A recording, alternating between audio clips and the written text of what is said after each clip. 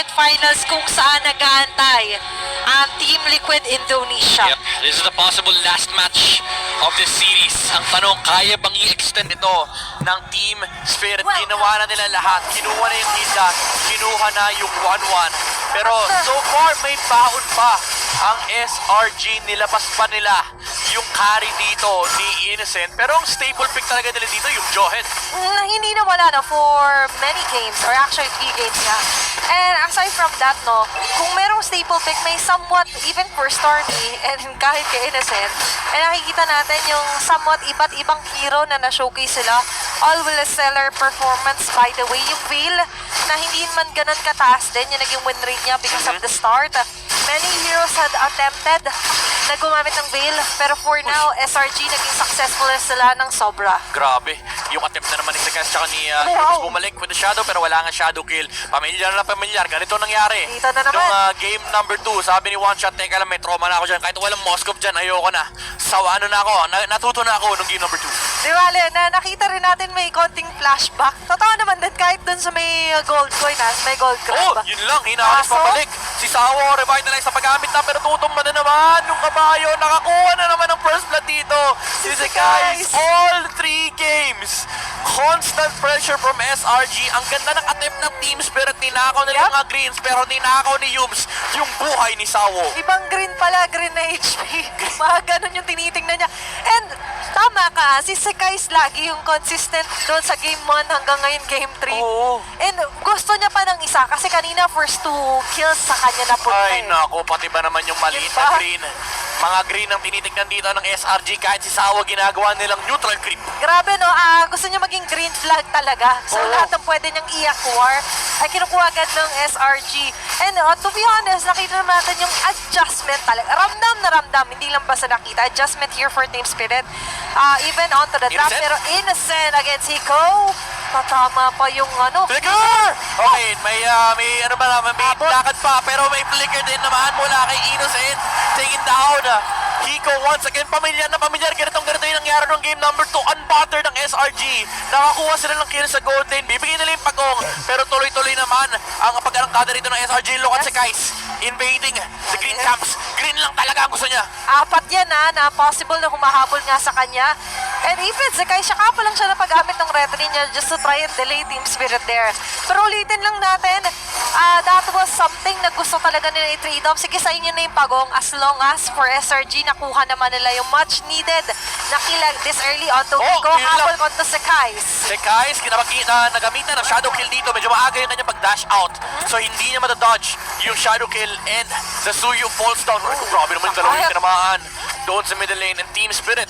Again, very familiar territory. Ganitong ganito yung nangyayari ng game number 2. Early transitioning to mid. Hawak nila yung momentum pero nandoon kasi lagi yung trades mula sa SRG. You need consistency kung ganito yung magiging laro ng Team Spirit. Kasi kanina, kala natin nakuha na nila yung timpla just to try equal nga yung dominance na meron yung SRG. Pero problema nga nabitawan kasi yung ibang mga linya na pabayaan, especially Hiko, di ba?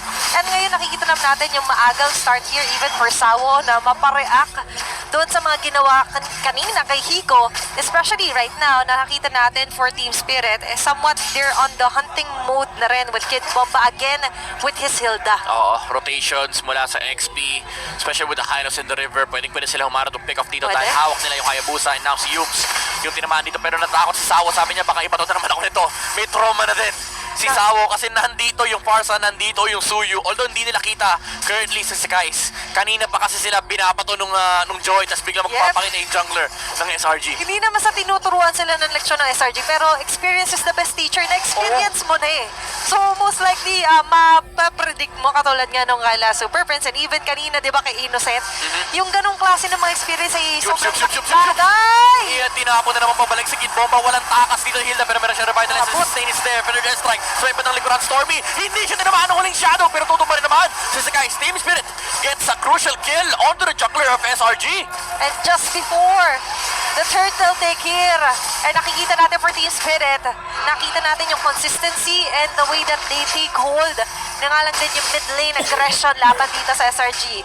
And I think note, nakikita rin natin kung paano somewhat si one shot ay dumisiplina rin. It could have gone both ways na nga natin yung motor nung mabul kala Stormy. But still, nandito papasok yung okay na muna ito. One step at a time here happy for na tayo. Team Spirit. Hiko looking to find the crossbow of Tang angle here against Flicker. Hiko. Pero nag-flicker na rin si Innocent. Nakaramdam, naamoy niya. Sabi niya, may gumagalaw na naman sa damo eh. Parang may kaluskus May na naman. kaluskus eh. May nakadikit yung mukha sa pader eh. Parang tumahimik yung mga kuliglig kaninang tumutunog-tunog dyan. Oo, kaya na, nagchat-chat na sila ate girl. Okay. Hindi na sila galit. Hindi na siya galit na nakikita niya maganda to. Magandang plan for Team Spirit.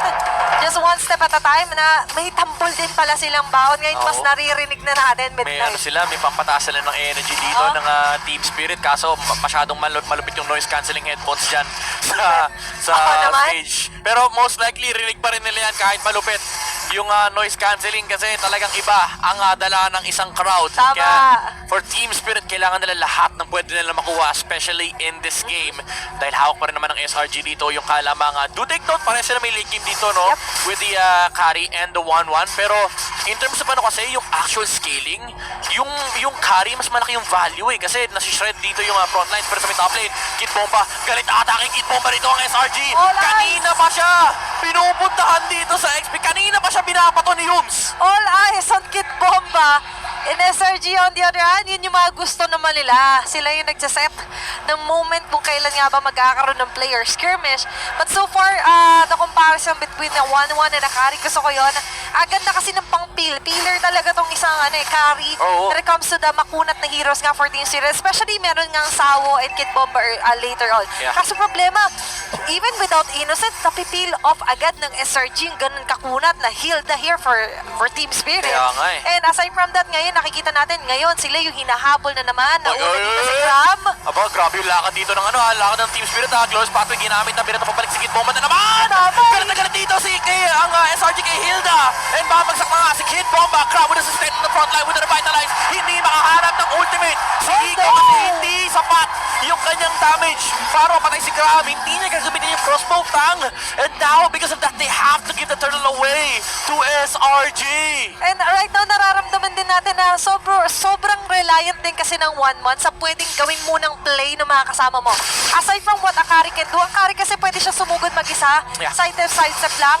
And take note on how SRJ plays na nga lang din si Yubs doon with another ejector play. Pasok sa banga lahat. Oh, Kid Bomba. Hindi lang doon malakas sa circle ni Stormy ang SRG but also dito sa mga ganitong klase ng mga Grabe, yung pang sa zone na ginagawa dito ni Stormy. Libre Victory ata, hindi. Glorious Pattern ginamit na nga ni Sawo para maabutan nilang SRG. Tinako na naman! Si Kid Bomba na naman! Ang nahuli dito ng SRG! Tutumba pa si Yums, meron siyang flicker out! And yung crossbow tang hindi rin nagamit ni Higor, paggamit siya ng Inspire. Pero wala silang makukuha. Nakakuha pa ng Torres si Sekais sa top lane. Avatar of the Guardian. Oops. Mula kay Crab. Sunset Lover with the flicker out. Pero si Yums sa mga mataling kurang with the conceal. Pwede siyang umarap ng angulo dito. Pero strike for the second round. Mula kay Stormy. And Sawo goes down. Sa bawat laban, kailangan malalim yung hininga mo, maramin yung baon mo. Kasi ang SRG, grabe yung nagiging follow-up pa ba yun? Hindi. Super extended ng mga chase down yun to shake down Team Spirit.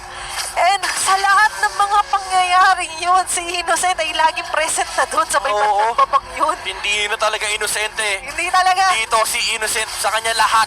Siya ang primary suspect. And ngayon, siya ang hinahabol ng Team Spirit. Guilty gas charge pero may proteksyon mula kay Stormy. At pati na rin kay Cram with a better strike on combo. Babagsak na naman si Kid Bomba 1-5-2 on the XP lane. And this is the performance na hindi mo gugustuhin sa potential last game. Pinato yung kabayo. And pumasok si Sekais. Avatar of the Guardian, pang-block lang ng Team Spirit. Hindi sila makareact. Wala kang pwedeng gawin, sabi ni Cram. Imagine na after the Guardian, pinangtabog lang ni Cam. Oh. Ang banya yun eh, pag may lumapit, Oh, sige. aray ko. Hiko on the other hand, muntik na mamatay pero for SRG, andito na naman tayo sa point na sila na talaga may hawak ng control sa round na ito. To be honest kasi 9 minutes in the game, Oh, one shot. 5.6k gold Oh my lead. goodness. And even one shot na may multiple time of escape, may multiple routes sana. Nakikita natin para bang hirap na hirap yung ninja na to gumalaw sa mapa. Narinig ng SRG kanina yung retry ni One Shot. Sabi ng SRG, wala kang retry, wala kang pag-contest. Bakit kayo nandito? Hahabulin ni Yubs! Si Sao! And the Hylos goes down, Innocent! Being taken alive here, pero hindi tutumba! Buhay pa Yung rin! carry buhay pa rin! Avatar the Guardian on the backside, hindi makapasok si Hiko. Hindi siya makapag-participate. Hindi siya makasama sa laban. In Team Spirit, hinaharangan sila sa harapan. Si Kais won't fall with the Inspire Crossbow Tang mula kay Hiko. Pero SRG, again, time and time again, lahat ng ibabatan nila dito sa Team Spirit hindi kaya sagutin ng kanilang mga frontliners. Ang dami nilang pantalon. Ang dami at ngayon namimigay na naman sila. And for Team Spirit on the other hand, it's just too much to handle. Ang daming kinumit doon ni Hiko just to try and survive. That is Sekai's alone Wala pa doon yung mga tumatapang Fairness, penalties like ni Stormy, just as what we're talking about. Ngayon, tuloy-tuloy na naman ang pagbagsak ng ilang sa mga turret ng Yums, Team look at Yums. Spirit at dito sa may bandang baba may nakaabang. And even Yums here getting ready, getting geared up for another pick-off na naman ba? May flicker yan Pwede itong umabante, midnight May flicker yung Jawhead ng SRG. Tutumba na ata yung Lord, pero yung Glorious Pathway napakita lakag para mapatayin nila si Innocent. Team Spirit finally getting an answer back against SRG. And now they take out the gold laner. Pero- Innocent goes down and Team Spirit makakahinga sila ng konti. Okay lang, nandun pa rin yung somewhat na for SRG, it's okay. Nakikita nila lumamang tayo, but the problem with that is medyo na-close off tayo sa mapa na nakakalamang yung Team Spirit, especially na apat lima. Oo. Nagko-commit doon onto Innocent alone. Speaking of which, looking at the player head-to-head, sobrang laking difference si Hiko and Innocent. But later on, mas expect siguro natin na may pangsasagot dito si Hiko kasi remember, for a 1-1 to really work out, kailangan niya ng oras muna. Kaso ngayon, time is their enemy kasi sa oras na ito ay lumalamang pa rin at hawak pa rin ang SRG ang kalamangan. Still establishing a huge gold gap lead here laban sa Team Spirit. Kailangan nila ng extended team fight, kaso ang binibigay sa kanila ng SRG hindi nga short hindi mabilis yung team fight kundi pantalon mula rito kay Kram, kay Yums at pati na rin kay Sekais. Napakaraming layer of protection na pwede manggaling dito sa SRG. Now Lord is gonna be spawning in 40 seconds. Sinisimulan na nila yung slow push sa opposite Lord lane. Na naman. Ngayon kailangan mag-group up ng Team Spirit. Alam nila nakita nila si Kram tumawid dito, Okay lang? pero nakabang pa rin naman And yung yung- ibang members dito ng SRG. You mentioned yung pantalon, kasi ayaw mo man tumalon, pipilitin ka ni Yums Oo. Di ba na naka-reserve yung flicker doon sa play na yun So just imagine kung gaano kalayo yung aabutin mo. Gustuhin mo man o hindi. Kasi SRG has that luxury nga with Yums here. Pero for Team Spirit, what can they do na nga lang din para somewhat ma-relieve yung pressure na nararamdaman nila? We have to take notice kung paano ba nagagamit nila Kid Bombay and Sawo yung combo. Double Revitalist combo sana yun Oy, oy, oy, Just to oy, oy. try and salvage kung ano yung pwede maging posisyon ni Hiko. Pero ito yung pagsilip, yung in-expect combo nila, dalawa ngayon Pero yung nagsasama strike, na. napapula kagad si Higo, tinamaan pero yung Shadow ay kakabit dito kay Stormy, pero iba Umasa. tinamaan nung Shadow kill, pumunta para sa Gatot Kacha. Sa dami-dami mong target na pwedeng lipatan yung Gatot Kacha pa. Impisa pa ganun, pumunta dun Gumanon nakita natin for Cram, sabi niya, okay yan. Pre, okay na okay yan. Nagising si Burrito, sabi niya, imbis na pa ganun, gumanon Okay na sana di ba? And we get the idea na yun yung pinaka-perfect target para sa Hayabusa. But when it comes to instances talaga, you cannot control kung ano yung magiging next move kasi nung target mo. So far, Stormy still is untouchable. Hindi pa po siya namamatay. With a 1-0-10 KDA. Ito pala yung audience participation pag nagsishish dito sila, Kram. Oo. Yung pinost ni Chantel. Oo, ano sila na nakikisama sila sa mga pagtoton dito ng SRG dahil ang buong storya, Grabe. ang storya ng serye na to, it's been all SRG and now with the Lord marching on the top lane, pwede sila makahanap ng isa pang pantalon, ng Isa huling pa. pantalon potentially na makikita ng Team Spirit dahil kompleto ang SRG, may mga flicker, may revitalize pa na hawak dito ang kanilang kupunan. Third strike ginamit na para mazone at si Hiko, Glorious Pathway patagilid para ma-delay yung pagpasok dito na may minion wave, pero sa top lane si Hiko dinidepensahan yung Lord. Do take note again may flicker dito si Yums, meron pang immortality yung Jawhead and they will try their best Team Spirit to defend here, pero ang sakit na rin ng damage output dito ni Sekais at pati na rin yung mga sapak ni Kram. And even Cram alone, nakikita natin nakakapag-deliver ng Ayun! mga damage! Yung flicker, naka-injector Gray! Pinato na naman si Kid Bomba and si Cram dito sinasalo yung kabuuan ng Shadow Kill pero may Winter Crown. Si Cram sustaining the damage output coming out from one shot. Itutumba din si Hiko. No! And SRG finds the enemy gold dinner. 3 members remaining from Team Spirit. Kaya ba nila dumipensa? May pangalawang round ng Glorious Pathway pero nag-aharap naman ng iba pa to si Yum. Sakai goes in. Sunset Lover with a flicker out pero yung damage output, look at him go! Sakai's with the bolts, with the takedown. They take down one shot and SRG wipes out Team Spirit and gets the clean sweep to advance into the next round against TLID.